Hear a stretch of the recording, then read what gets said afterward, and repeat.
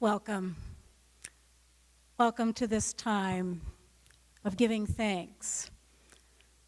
We have gathered here today to give thanks for the life of Virginia Jenny Fairchild Pabst, wife, mother, grandmother, aunt, friend. We come to celebrate her life and grieve her loss and be reminded of the eternal love that comes from God. The congregation of First Presbyterian Church welcomes you here today.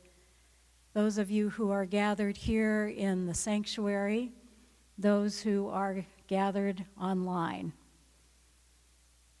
Jenny's family is grateful you are here today as you share your love and support for them. The journey of grief is made more bearable when we walk with each other. Later in the service, there will be an opportunity for anyone to share memories or stories of Jenny. We'll bring the microphone around. Following the service, there will be a reception. At the end of the service, go out the doors of the sanctuary and down the right hallway and another right to Canol's, and the restrooms are also located down the hall. And please remember to sign the guest book. Let us join our hearts in prayer.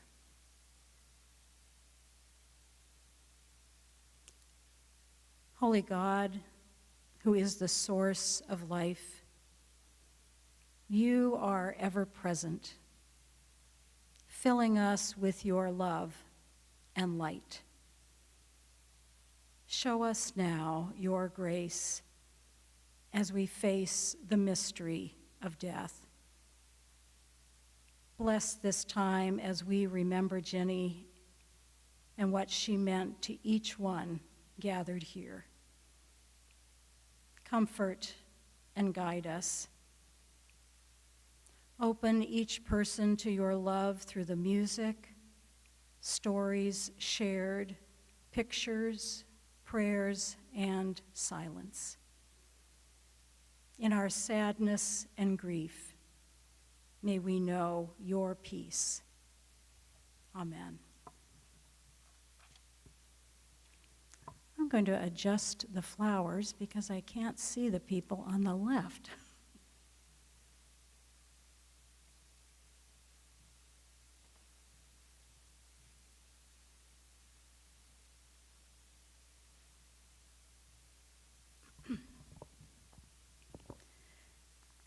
Thinking about scripture passages that reflect part of who Jenny was, I chose the passage from John's Gospel, chapter 15, verse 12, a foundational passage for following the ways of Jesus, for people who are in the Quaker tradition, this foundational way of how to live your life. Jesus said, I have said these things to you so that my joy may be in you and that your joy may be complete. This is my commandment, that you love one another as I have loved you. And from the book of Galatians, the letter to the early followers of Jesus in Galatia, Paul's words to them about how faith manifests itself in daily life, what shows us that we are in this spirit of life and love. From Galatians chapter 5, verse 22, the fruit of the Spirit is love, joy, peace, patience, kindness, generosity, faithfulness, gentleness, and self-control.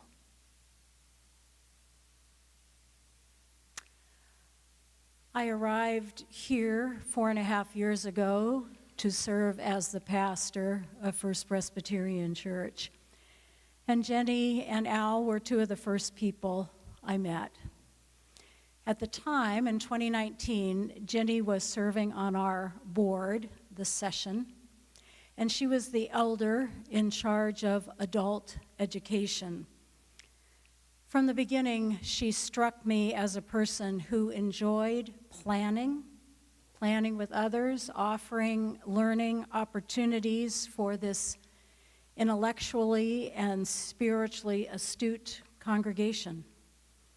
Part of her job was finding good speakers in the community to help the congregation broaden and deepen our understanding. She took her role on the session seriously as an elder, always participating in discussions, listening to others, discerning the best ways to be a good leader in the congregation. She was collaborative and thoughtful, transparent, and respectful of others with different opinions. And she was one of the leaders of the church's women's book group. She valued, as many in our congregation do, reading books together and discussing them. At the time, Al was the coordinator of the men's book group. That says a lot about them as a couple. That first fall I was here in 2019, Jenny and I worked together to have what we called a ministry fair after Sunday worship, where different committees and groups in the church set up tables and displays in Knowles Hall to invite people to explore what is going on in the life of the church and how they might be involved. And Jenny is such a good planner, paid attention to detail, and creative. She said, well, we can have tables and displays, but we need something that's really eye-catching. Let's take those big red umbrellas that we usually use outside, put them in cannoles around the table. That will make it more fun and festive. That was one of her gifts. Jenny was a person of great intellectual curiosity. I often heard her talking about which Ollie classes she was taking and what she was learning. She would often send me links to articles about something she thought I would find interesting or something new. And I appreciated that. Most recently, Jenny served as a deacon in our congregation. The ministry of deacons is to be people of caring and compassion, to be with people in the congregation, members and friends who are both in times of joy and going through challenges and grief. This was a good fit for Jenny. I recently came across a card Jenny sent to me after my brother died unexpectedly 3 years ago. And I was so grateful for so many people reaching out to me and for Jenny's words of comfort. Jenny was generous and thoughtful. I'm grateful to her for one particular example of that in my life and ministry.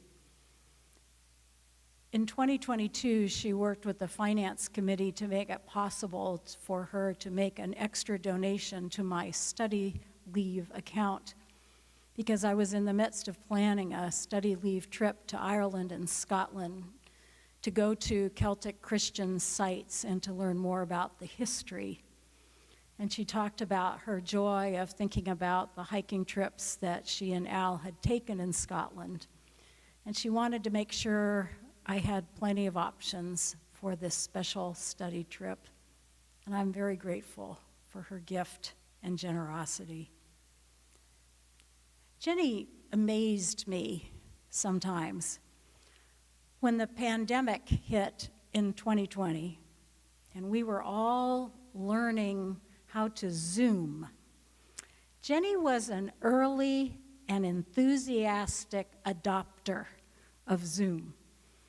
I was looking back through some of my emails from her, and I think it was maybe April of 2020, she wrote me, "Cynthia, the Zoom room is wonderful. I can think of so many words: balm, adaptation, technology, space, support, community link. I'm looking forward to using it with the women's book group."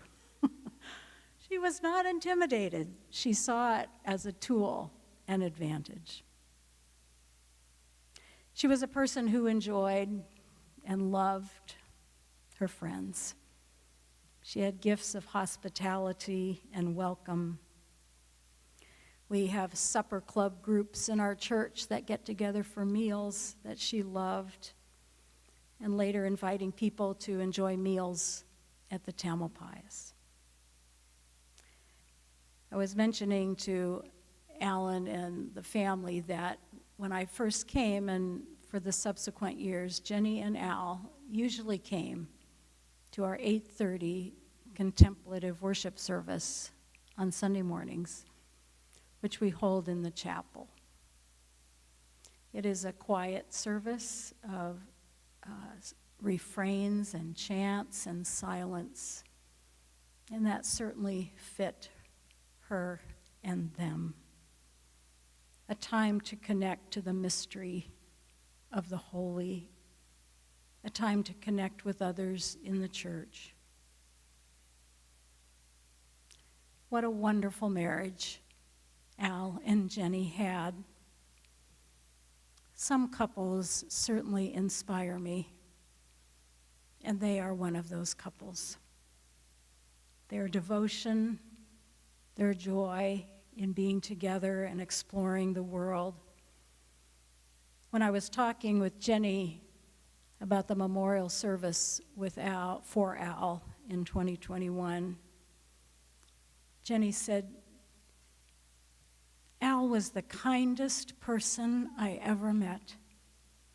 He was a peaceful and thoughtful man. He was strong and steady. He did not judge others. He was generous. He listened and pondered. Being a grandfather was a special joy. I love him so much. So when the pain increased for Al as he was experiencing the growth of the cancer, it certainly was so hard for Jenny. Jenny certainly adored Alan and Eileen and all their wonderful grandchildren, Miranda, Anna, Kara, James, nieces and nephews. And we know that the loss of Rebecca was so devastating for Al and Jenny. And she carried that loss and that grief and carried much love and joy. The last months for Jenny were very hard, and Alan was so present with her, trying to get the best care and what did she need, as both at Tamalpais and back and forth to the hospital. We all felt so badly that she was in so much pain, but her grace endured.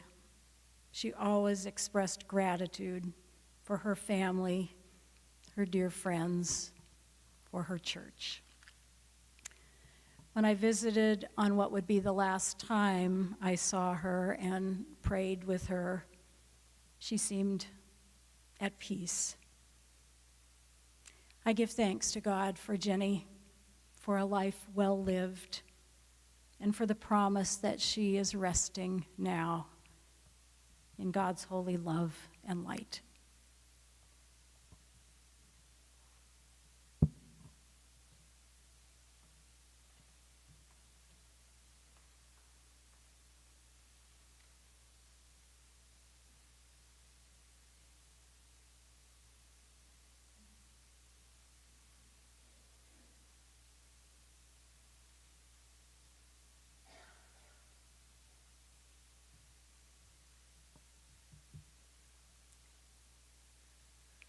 Good afternoon.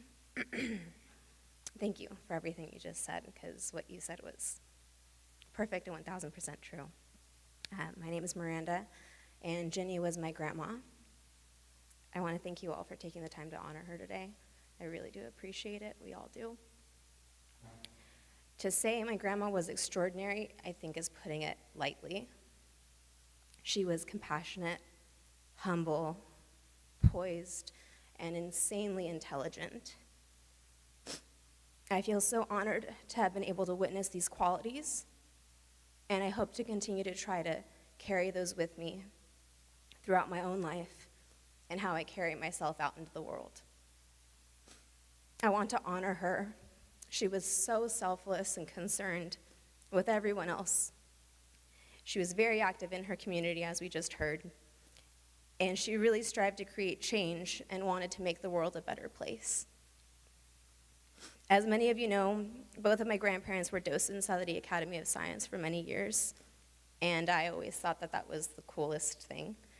They had so much knowledge, and they wanted to share that freely in their spare time with others. I don't think I'll ever know anyone else to be as selfless and inspiring as they were. With the loss of my grandma comes a lot of grief, but I still feel very lucky. I have so many different memories with her and my grandpa. And some of my favorites are from when I was younger. We would bake when I was little. And I think that's where my love for baking comes from, is because it's something that we would do together. And anything that she would bake would be extremely delicious. So as I got older, I strived to try to do that myself. And I've heard that I bake quite well, so I attribute that to her. We went to see the Nutcracker in the city a number of times. And I remember a few years ago, she had asked me if I was bored of it, because she had asked if I wanted to go again. And I assured her that was not the case. I could never be bored of seeing my favorite ballet with one of my favorite people. Hawaii was another big thing for our family. We got to spend a lot of trips together. And I would actually stay with my grandparents during this time. It was really nice to travel together as a family, but I'd be lying if I said I didn't look forward to actually getting one-on-one time with them by myself. They were always very peaceful, and it created a lot of happiness within all of us. We did luau's and boat rides. My dad and grandpa and I went diving. My grandma snorkeled because she said she tried diving once and couldn't deal with the pressure in her ears. So she stuck to snorkeling instead. All of these memories give me so much joy to be able to look back on. My grandma gifted me her time. She gifted me different life experiences that I get to cherish. And with all of those experiences came so much knowledge. And I was able to learn something from her every time I was with her. As I got older, I got to know more about who she was. Our conversations shifted and changed because I was an adult, so we could talk about other things that maybe she would have not thought appropriate to talk to me about when I was little. But I feel very blessed that I got to know her in that way because she was very funny as well and had quite a few stories to share that I was very surprised to hear. Our weekly dinners are something that I miss terribly. Wednesdays don't seem to be the same anymore, but again, I feel lucky. Lucky to have had all this time with her, lucky to have had her as my grandma, and lucky that she became one of my best friends in the end. She always wanted to know about my life, and we had really good conversations each time I was with her. She was my confidant and listened without judgment. Above all, I was lucky that I was witness to the greatest love story that I've ever seen between her and my grandpa. And I find a lot of peace knowing that they're together again. Thank you.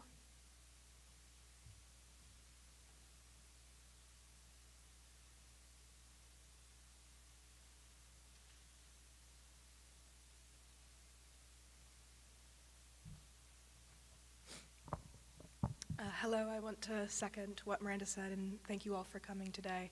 I'm Anna. I am Ginny's second eldest granddaughter, and she was one of the kindest, most patient, and most intelligent people that I've ever known, and that I probably will ever know. I cannot begin to describe what a blessing it has been to know her and to grow up with her and her influence. My childhood, like Miranda's, is littered with weekend stays with my grandma and grandpa. We would go hiking, we would bake, we'd go to museums, just any sort of fun thing to keep a kid entertained. She and my grandpa wanted to show me everything, it really seemed like. They were both seeking new knowledge all of the time, and they fostered that same curiosity in me, I'd like to think. I don't know if there was ever a conversation anyone has ever had with my grandmother that she was not able to recommend you a book or an article or a movie about. She was just so well-read and just all of it. During my stays at their house, we frequently visited the Academy of Sciences together, where she and my grandfather both volunteered as docents. My grandmother volunteered there for 18 years, and I remember her guiding me through the exhibits, enriching them with her own knowledge and her own experiences from her travels. She was fascinated by the natural world. Her bookshelves were lined with books on the regional flora and fauna, as well as the walls of her house always had photos from her travels of the wildlife and the nature that she had seen. And I think she imbued in me a very deep respect for our world. As I got older, like Miranda, she began telling me stories about her childhood and her family, stories that I didn't previously hear or I didn't previously pay attention to because younger kids don't really want to hear that, right? They're more, well, we're all more, when we're younger, self-absorbed, I think. But I really did enjoy hearing her stories about her family. She spoke very frequently and fondly of her aunt and her mother, who she seemed to very much love and respect and wanted me to kind of understand that a little, it seemed. She spoke about her travels across 6 of the 7 continents, and she showed me all of the houses she had loved throughout her life, which were many and seemed very, very important.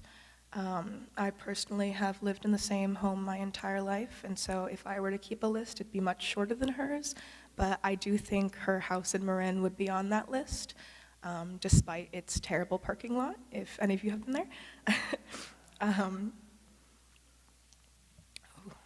When I'd sleep over, I would sleep in a bed that overlooked all of Marin, and I'd be able to see all the lights. And my parents' house lay beyond the hills, kind of out of sight, but she would remind me to wave out the window and say goodnight to them. I wish I had more time with her.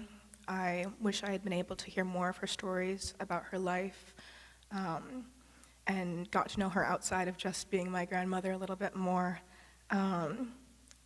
I wish I had a few more years as an adult with her, and I think there's just some things that you need a grandma for that are going to be a little tougher.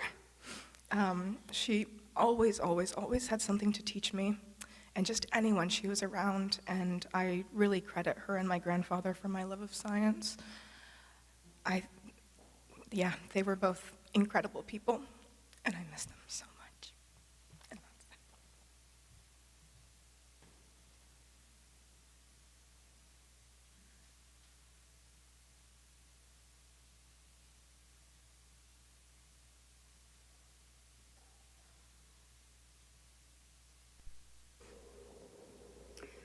Virginia Fairchild Pabst was an aunt and sister-in-law to her Fairchild family on the East Coast, and a loving presence in all of our lives. Living on opposite coasts, we saw each other periodically throughout the years, but always kept in touch through phone calls, emails, and texts. In thinking about the memorial service for her today, I read through years of correspondence, and a few themes emerged. The most dominant theme to me was her gratitude, a deep gratitude for her life, her family, friends, and her community. I think of the challenges she faced in her life with her many health concerns and the loss of her daughter, Becky, and yet overwhelmingly, her emails expressed her gratitude.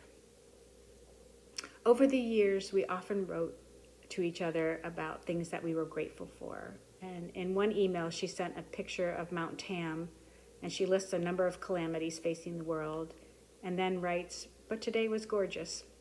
This is the sky outside my window now, and flowers everywhere. I am grateful for the day." This past August, she sent pictures of the sunflowers that Becky's friends, who had been sending her flowers for 29 years, and she expressed her gratitude for those dear friends who remembered. During the last few months, she wrote about the many ways she sought and found gratitude. It was in the morning spent with a monk, the warm welcome she had at her Wednesday prayer group, where they greeted her as though she was just the person they were waiting for.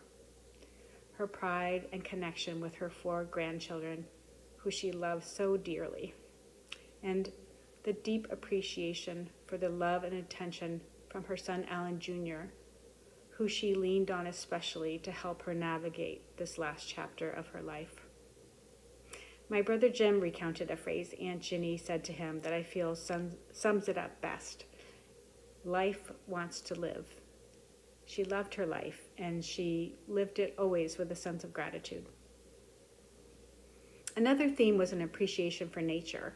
Her love for the Adirondacks, Mount Tam, Tahoe, and the beaches of California and Hawaii, her love of wildflowers and birds.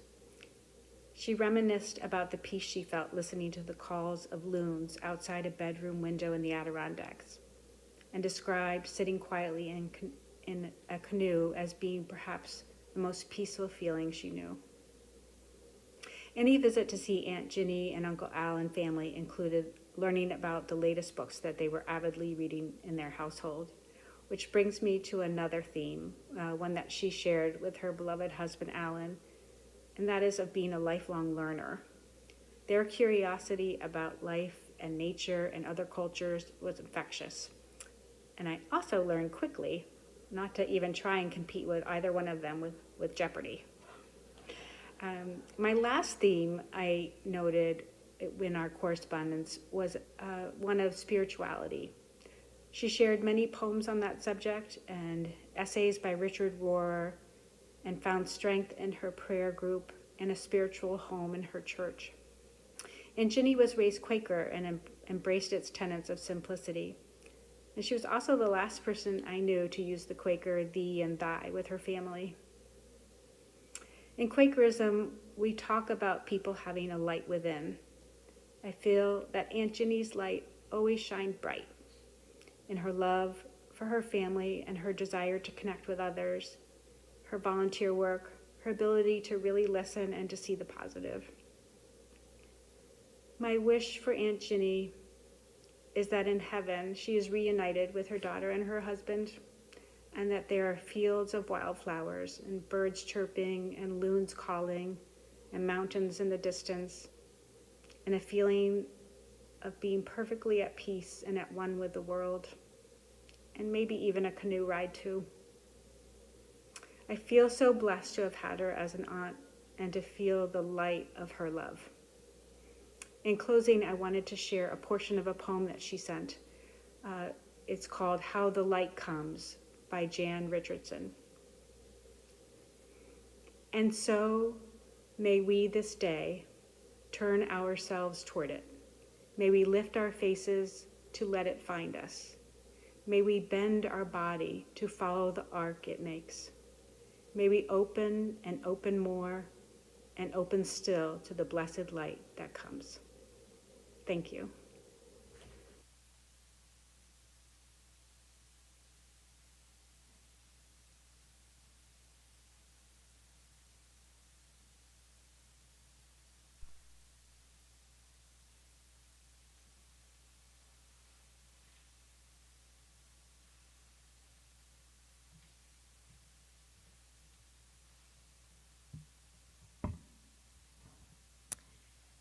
Years ago, I led a discussion group here on a wonderful book called The Wisdom Jesus, and Ginny Pabst came.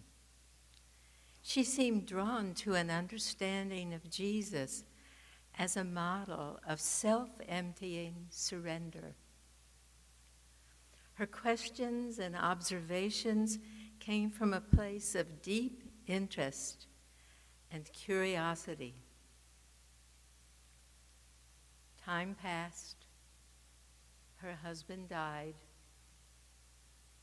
and after Al died, Ginny joined our centering prayer gatherings on Wednesday mornings. Having grown up in a Quaker home, she was on familiar ground. Having grown up, unlike most of us, Ginny was not afraid of silence. She was at home within it.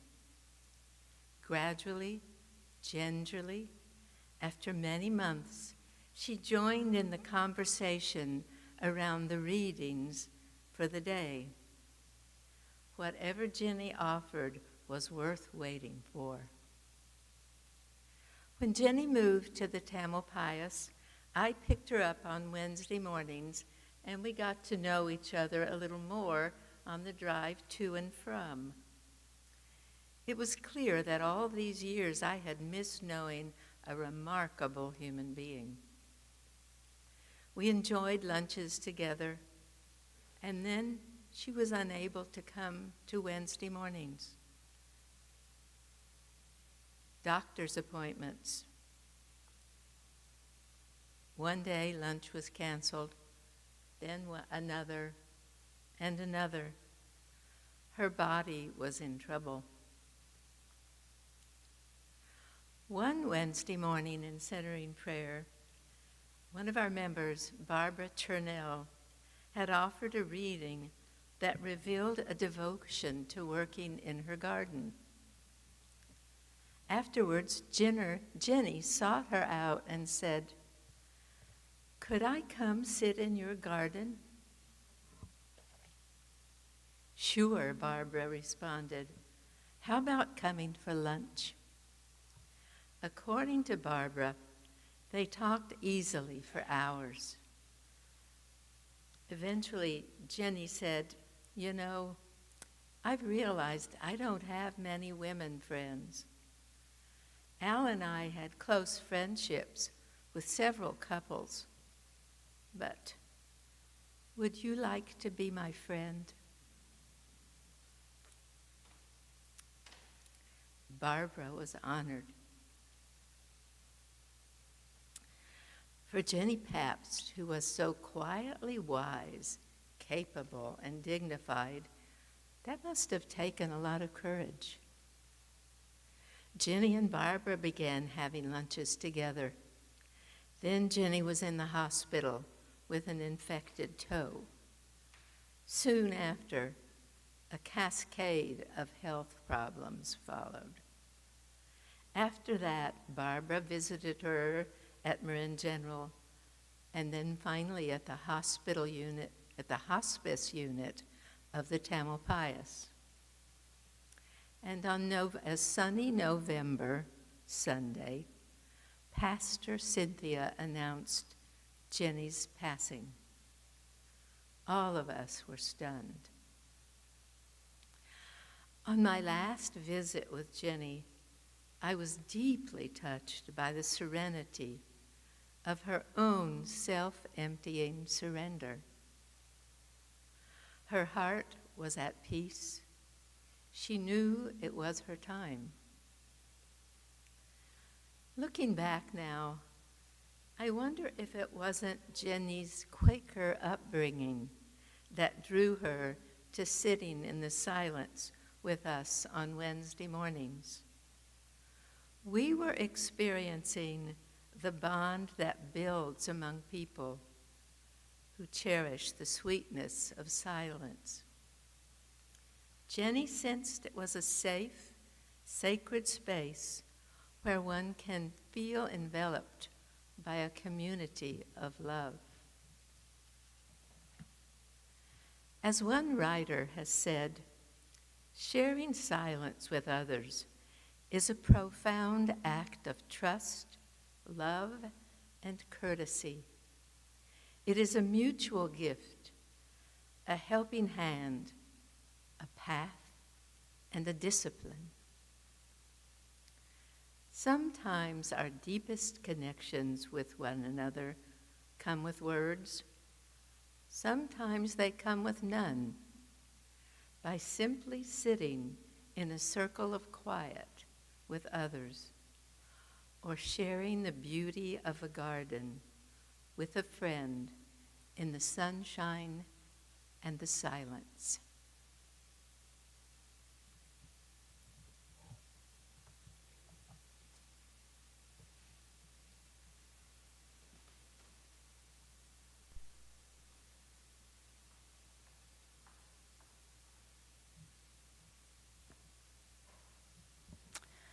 This is an opportunity now for anyone who would like to share a brief story or memory of Jenny.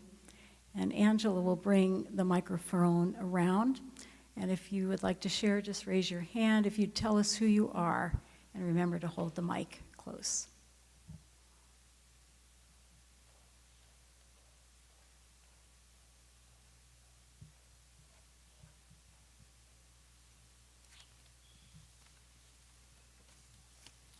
I'm Nancy Greenfield, and I knew Jenny from AAUW and from the book group of this church and just coming to this church.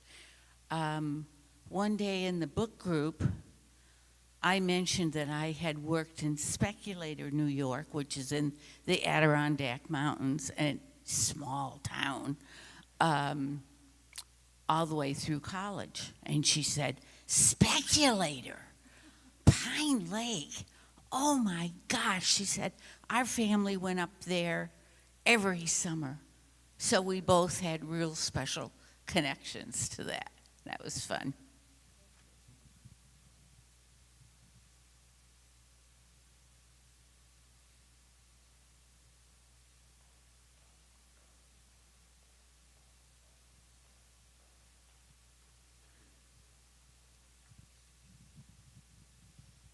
Hi, I'm Courtney Fisher. I wanted to extend from my siblings and myself my condolences for your loss to Jenny's family. She was such a lovely woman. So upset to hear that she had passed.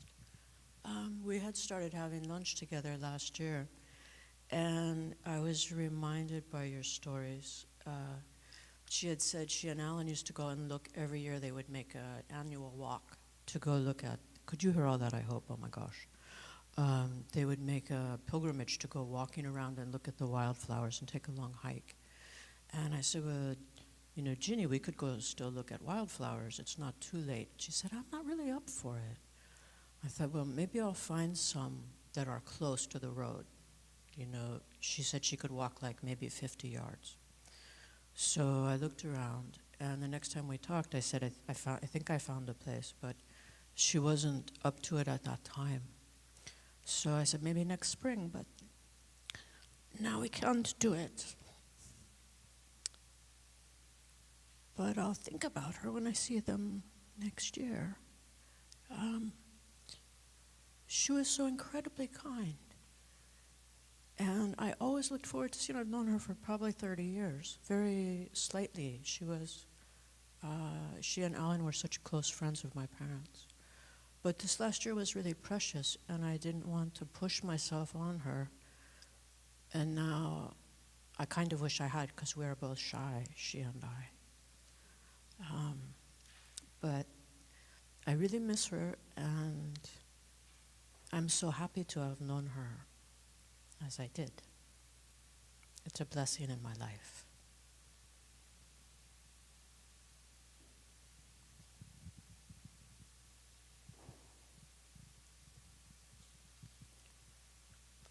My name's Marion Moffett, and Bex was my best friend in high school and in college.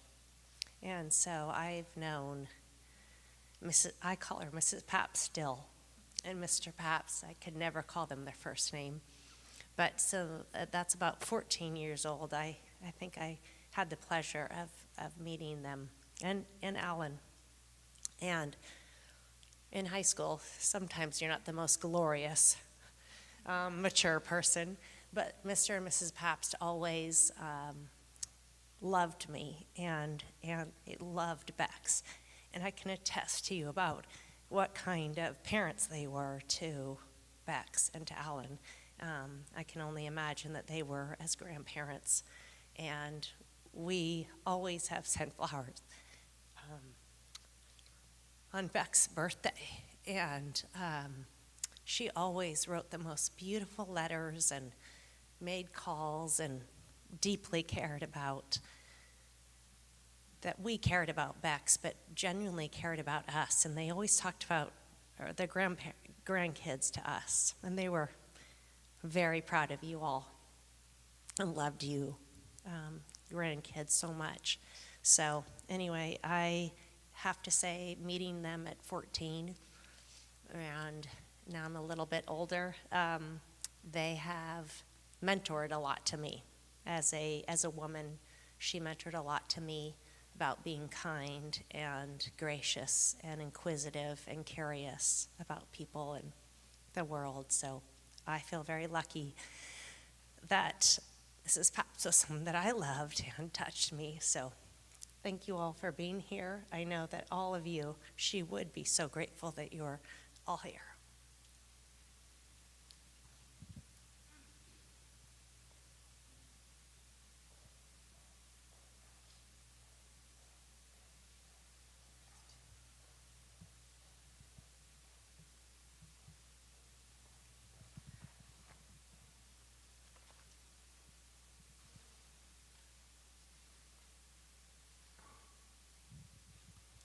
Good afternoon. My name is Pamela Lucky, and I knew Jenny through PEO, which is the Philanthropic Educational Organization. And when I joined the chapter here in San Rafael, I got to know Jenny through the book club. And I always valued her input in books, and her selections that she chose was always a treat to hear what she had to say. But the thing I'm most grateful for is her introduction to me for poetry. She started a poetry group, and I'd never been crazy about poetry, but we had a fabulous group, and we would bring things that each of us found valuable and would share it with the group, and we'd discuss it. It was beyond wonderful, and we stopped it quite a while ago, but I always missed that. But I always think of Jenny when I think of poetry. So thank you, Jenny.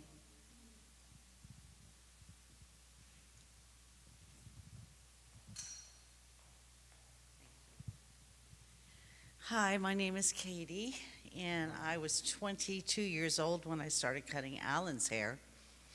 And I cut Jenny's hair and Beck's hair. Not quite sure if I cut young Alan's hair, but I've been a part of their lives for a very, very long time and loved listening to all the stories.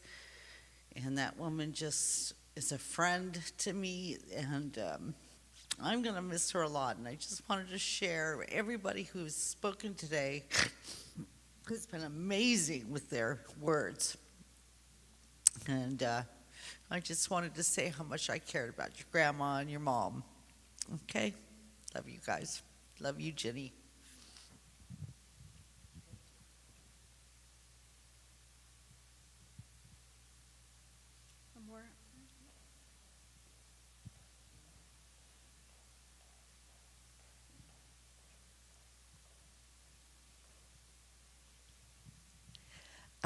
My name is Lindsay Martin, and I got to know Ginny when she and I both moved into the Tamalpais at the pretty much same time.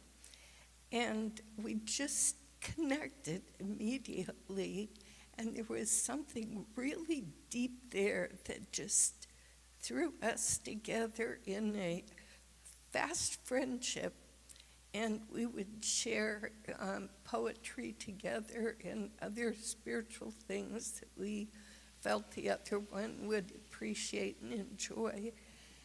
And those last days with her were so meaningful to me.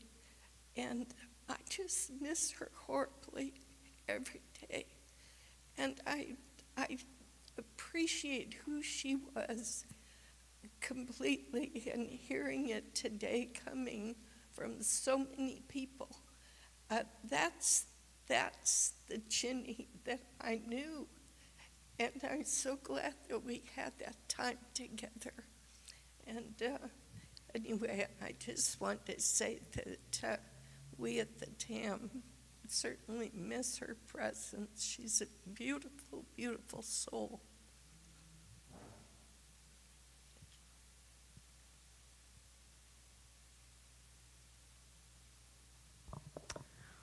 Well, what a wonderful testament to hear about Jenny from people who've known her so many years, and then those who got to have her as a friend in her last place at the Tamalpais. What a gift.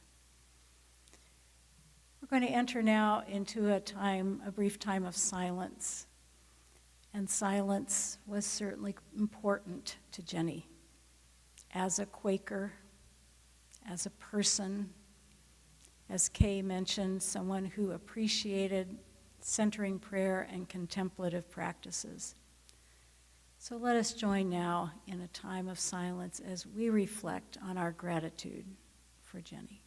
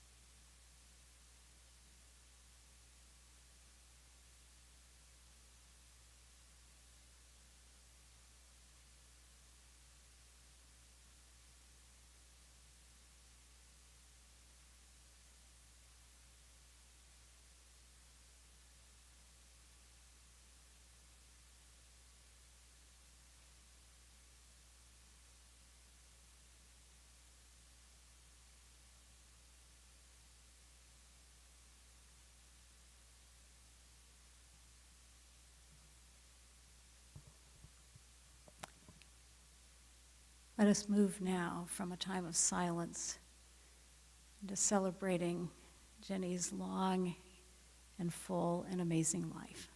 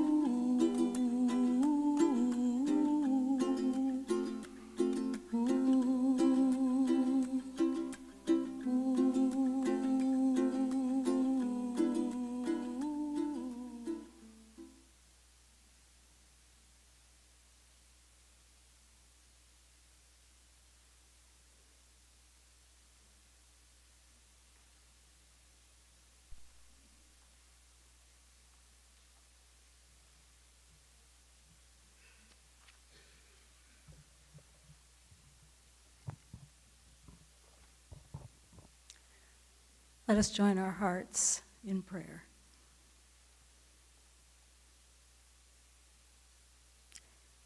Gracious God, we thank you for all those who have finished their race and who now rest from their labor.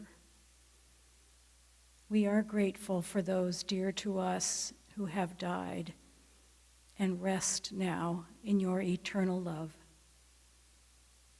Today we especially thank you for Jenny Pabst. We are grateful for her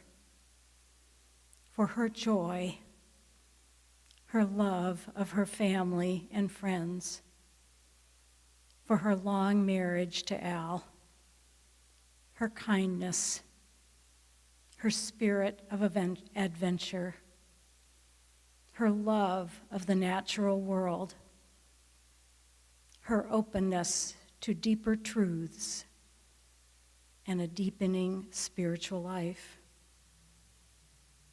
We thank you for the stories we've heard, for the wonderful pictures of her throughout her life.